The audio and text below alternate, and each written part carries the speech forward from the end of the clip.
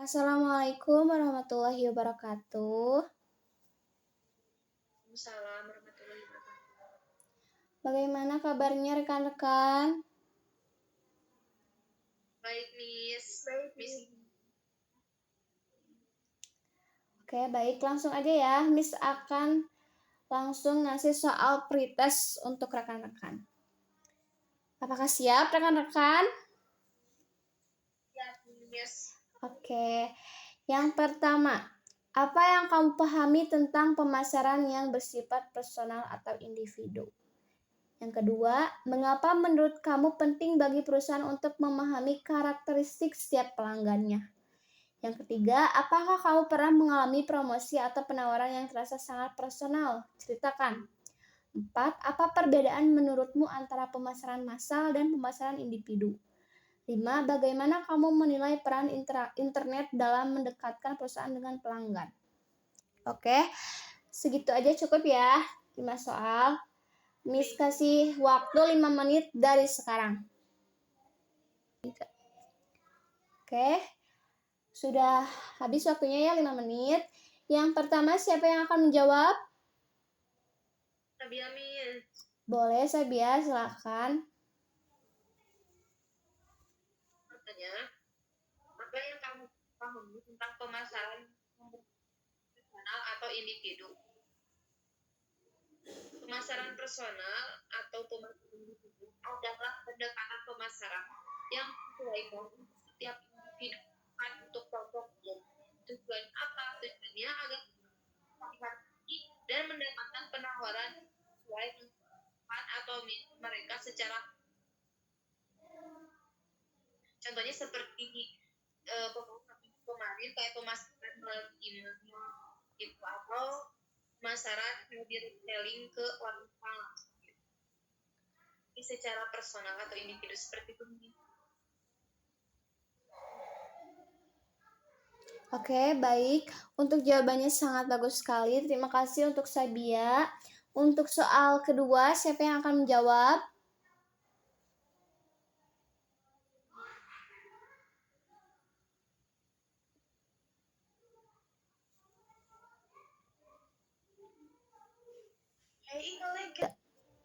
Ya, silahkan Fatia untuk nomor 2.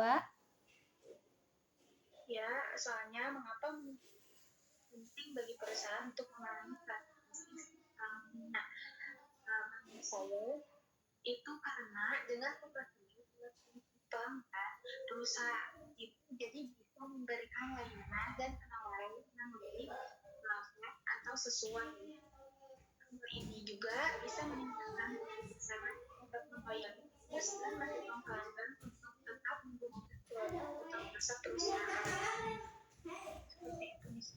Oke, baik. Terima kasih. Sangat bagus sekali untuk jawabannya. Untuk nomor 3, siapa yang akan menjawab? Sabia, Miss. Boleh, silakan Sabia. Pertanyaannya, apakah mengalami promosi atau penawaran yang kualitas personal peningkatan? Saya pernah mengalami promosi dan penawaran yang rasa sangat personal. Jadi, saya sering berbelanja di e-commerce. Nah, saya itu sering sekali mendapatkan rekomendasi produk yang sesuai dengan apa yang pernah saya cari atau apa yang saya pernah beli sebelumnya. Jadi, chat, follow chat, e-commerce-nya gitu, minyak. Oh, iya. Ya, kayak gitu. Terus di email juga pernah. Terus, kalau secara langsung juga pernah Iya. Terima kasih naon ih. Nah, terus kalau penjualan secara akan kayak di Alfamart, kita mau bayar di kasir. Nah, itu suka secara langsung tuh loh, Mi. Kayak di luarnya di manis ada di inflasi kasirnya. Nah, itu penawaran secara personal kayak gitu, Mi. Dan iya. Bagus sekali untuk jawabannya, Sabia. Terima kasih ya. Untuk nomor terakhir, nomor 5, siapa yang akan menjawab? Mungkin saya, Miss. Iya, boleh. Silahkan, Fatia. Oke, untuk soal nomor 4, siapa yang akan menjawab? Fatia, Miss. Boleh. Silahkan jawab, Fatia. Apa perbedaan menurutmu tentang pemasaran massal dan pemasaran individu? Pemasaran massal itu menyampaikan pesannya yang sama ke orang tanpa mempertimbangkan perbedaan kebutuhan mereka, seperti penyampaiannya di iklan. Sedangkan pemasaran individu itu menyesuaikan pesannya itu, jadi sesuai produknya atau niatan untuk tiap pelanggan. Melalui email pribadi atau rekomendasi produk di aplikasi. Itu, Miss. Oke, sangat bagus sekali untuk jawabannya. Terima kasih, Fatia. Untuk soal terakhir, nomor 5, silakan siapa yang akan menjawab? Sabia, Miss. Iya, boleh, Sabia. Pertanyaannya, bagaimana kamu membuat dengan pelanggan? Nah, saya membantu perusahaan terhubung dengan pelanggan. Misalnya kayak mau media sosial dan aplikasi perusahaan itu perilaku konsumen, berinteraksi langsung dan memberikan layanan lebih cepat dan cepat.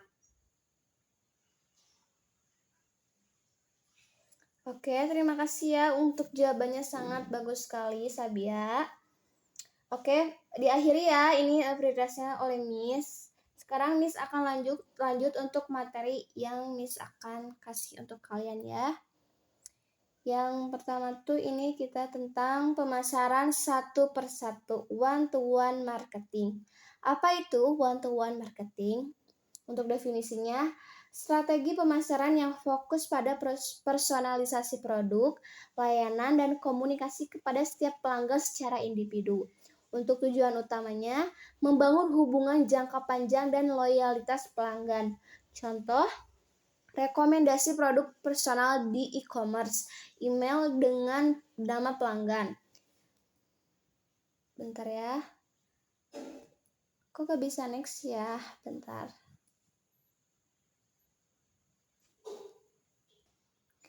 Next, kekuatan yang mempengaruhi one-to-one marketing. Teknologi digital, AI, Big Data, dan CRM. Persaingan pasar mendorong pendekatan individual, harapan pelanggan terhadap layanan personal, dan yang terakhir, media sosial dan interaksi real time. Next, proses komunikasi pemasaran yang direvisi. Dari massal individual, 4 langkah utama. Yang pertama, mengidentifikasi pelanggan. Yang kedua, membangun database. Yang ketiga, menganalisis kebutuhan atau pola. Yang terakhir, yang keempat, menyesuaikan pesan dan penawaran. Next, keuntungan dari one-to-one marketing. Meningkatkan loyalitas pelanggan, pengalaman pelanggan lebih baik, efisiensi biaya dalam jangka panjang, meningkatkan konversi penjualan, membangun keunggulan kompetitif. Next, aplikasi one-to-one marketing, e-commerce, rekomendasi berdasarkan histori pembelian, email marketing, penawaran personal, CRM, mengolah dan memahami perilaku pelanggan. Yang terakhir, layanan pelanggan, chatbot, dan layanan berbasis preferensi. Next, dasar teknologi database. Database pemasaran, database marketing, sistem penyimpanan data pelanggan, nama, usia, preferensi, dan transaksi. Fungsi teknologi, mengelompokkan pelanggan, mengirim pesan yang relevan, dan terakhir memantau respon dan perilaku. Next, 3 tingkat dari database one-to-one marketing. Yang pertama, interaksi komunikasi 2 arah berbasis data. Yang kedua, diferensiasi berdasarkan nilai atau kebutuhan. Yang terakhir, yang ketiga, identifikasi nama, kontak, demografi. One-to-one marketing dan internet. Internet sebagai saluran utama email, media sosial, website, aplikasi. Keuntungannya real time, skalabilitas tinggi, pengukuran efektivitas mudah. Next, kerahasiaan pribadi dan etika. Tantangannya perlindungan data pribadi, penggunaan data secara etis. Solusi persetujuan pelanggan opsional. Keamanan data, transparansi dalam penggunaan data. Kesimpulannya, one-to-one marketing berfokus pada pelanggan secara individu. Teknologi dan data sangat penting untuk mendukung strategi ini. Harus tetap menjaga etika dan privasi pelanggan. Mungkin sekian dari materi yang Miss sampaikan. Apakah bisa dipahami oleh rekan-rekan yang lain?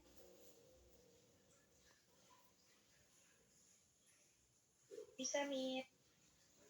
Oke, terima kasih. Miss akan langsung saja ya tutup, terus langsung Miss kasih post-test ya untuk minggu depan. Oke, kita langsung aja ya untuk post-testnya. Yang pertama, jelaskan konsep pemasaran satu persatu beserta contohnya. Yang kedua, sebutkan dan jelaskan 3 kekuatan yang memengaruhi perkembangan yang memengaruhi berkembangnya pemasaran satu persatu. Yang ketiga, uraikan 3 tingkat dasar database dalam one-to-one marketing dan manfaatnya.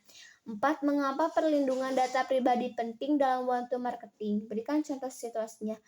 5. Bagaimana internet dan teknologi membantu keberhasilan strategi pemasaran satu persatu. Oke, cuma segitu aja ya dari post-test Miss. Apakah bisa dipahami semuanya? Bisa, Miss. Oke, Miss akhiri ya. Wassalamualaikum warahmatullahi wabarakatuh. Waalaikumsalam, Miss.